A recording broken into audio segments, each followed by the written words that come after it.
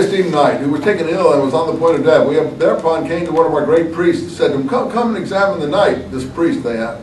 I will, he replied, and walked along with us while we assured ourselves that if we only lay hands on his head in the Jesus manner, he would recover. It would be a miraculous cure here. The priest saw the patient and said, bring me some wax. We fetched him a little wax, which he softened and shaped in like the knuckles of his fingers. And he stuck one of them in each nostril, and the knight died on the spot. We said to him, he's dead. Yes, he replied. He was suffering great pain, so I closed up his nose that he might die and get relief.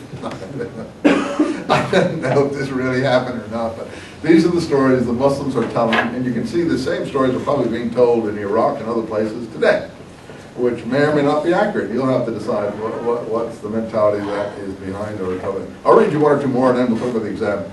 We shall now leave the discussion of their treatment of the orifices of the body and get on to something else. I hope he does. I found myself in Tiberia at the time the Franks were celebrating one of their feasts. The cavaliers went out to exercise their lances. With them went out. They're not bothering the Muslims, you see. They allow the Muslims to go around with them everywhere. Everyone's living fairly peacefully together. The Franks just are warriors who fight when they are called upon to. Aged women whom they stationed at one end of the race course. At the other end of the field they left a pig, which they had scalded and laid on a rock. They then made two aged women run a race while each one of them was accompanied by a detachment of horsemen urging her. At every step they took, the woman would fall down and rise again while the spectators would laugh. Finally, one of them got ahead of the other and won the pig for a prize. The Muslim finds this very funny. This is their game then. They have two old ladies who they're encouraging on represent, and their prize is a roast pig.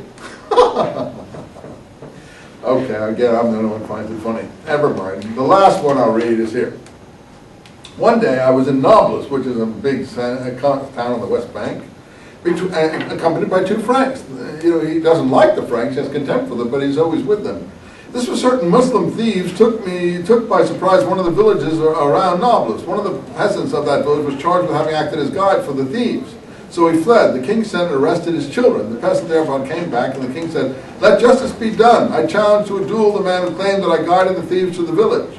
The king then said to the tenant who had the village in fief, bring forth someone to fight the duel with him. The tenant went to the village where a blacksmith lived, took hold of him and ordered him to fight the duel. The tenant became thus sure of the safety of his own peasants, none of them whom would be killed and his estate ruined. I saw this blacksmith. He was a physically strong man, but his heart failed him. He would walk a few steps and then sit down and ask for a drink. The one who had made the challenge was an old man, but he was strong in spirit, and he would rub the nail of his thumb against that of the forefinger in defiance, as if he was not worrying about the duel. Then came the Viscount, the lord of the town, and gave each one of the two contestants a cudgel and a shield and arranged the people in a circle. The two met. The old man would press the blacksmith backward until he would get him as far as the circle. Then he would come back to the middle of the arena. They went on exchanging blows until they looked like pillars smeared with blood. This is their contest to see who's the guilty and who isn't. They're all beating the living hell out of each other with clubs.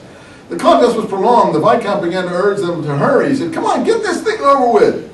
The fact that the smith was given the use of the hammer proved no great advantage to him. The old man was worn out. The smith gave him a blow which made him fall. His cudgel fell under his back. The smith knelt down over him and tried to stick his fingers into the eyes of his opponent, but could not do it because of the great quantity of blood that was flowing. Then he rose up and hit his head with the cudgel until he killed him. They then fastened a rope around the neck of the dead person, dragged him away, and hanged him. The lord who brought the smith now came, gave the smith his own mantle, made him mount the horse behind him, and rode off with him. This case illustrates the kind of jurisprudence and legal decisions the Franks have.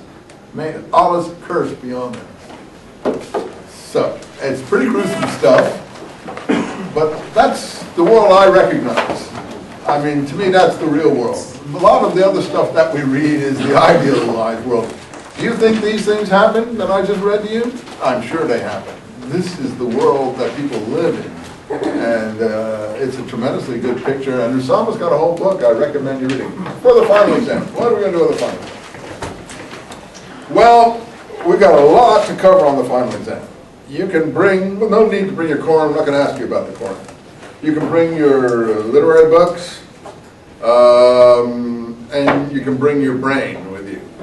Don't bring the textbooks, the history books, or those books. If you have a Nicholson, which I don't think you do, you can bring that, but don't bring your textbooks, Hippie, and so on. Same as the midterm, 2 out of 3 essays. You can bring notes on note cards, 5, 10, 15. Don't bring all your notes, though. I don't want to see you scrabbling through your notebooks. Get your stuff organized on cards. if you're interested in bringing anything to help you remember certain things. The essays, short IDs, something I mentioned in class to keep you on your toes. It can be anything from Sharia all the way to Hafiz. And just to show that you've been following this class, I'm going to pay attention to it because I want people who came to the class to be rewarded for having made the effort to do that. So all of that I'm going to want you to do. And as far as the essays go, it seems to me we can have one essay on the caliphate.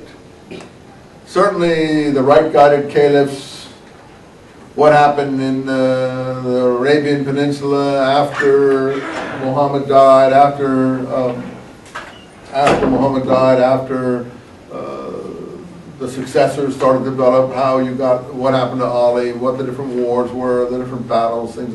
It's a huge amount of stuff there to cover. Then you can also, there may be something on the conquest. Spain, for instance. Why there were 3 caliphates in the Islamic world at the same time. One in Spain, one in the Middle East, and one in North Africa. How come you had an Umayyad caliph and an Abbasid caliph and a Fatimid caliph all at the same time? So those kind of historical questions, one or the other of those I could ask you something about. It's a vast area of material there. Islamic law, hadith criticism, the schools of Islamic law. We've covered a lot actually, as you see. So there could be something on Islamic law or theology together or separate. Closing of the gate of ijtihad, bilak kaifa, those things. Finally, literature. We have the pre-Islamic Arab poets. Could be something on pre-Islamic Arab poetry. The Mu'allaqat poets. Some analysis of their poetry, giving examples and what's interesting about it and so on. Adab literature. The development of adab literature, prose literature. Examples from Khalil Wadimna, Jahid, Ibn Hazm, even this Usama person here. All this is Arab prose.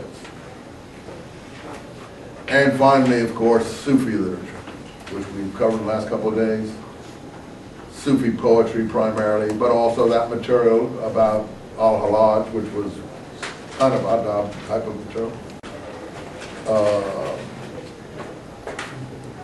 The presentation of Sufism, what it means, what they're seeking, give examples from Rumi, give examples from Hafiz, if you can see anything in Omar Khayyam, fine or not, al-Hallaj, etc. So we have some body of Sufi material.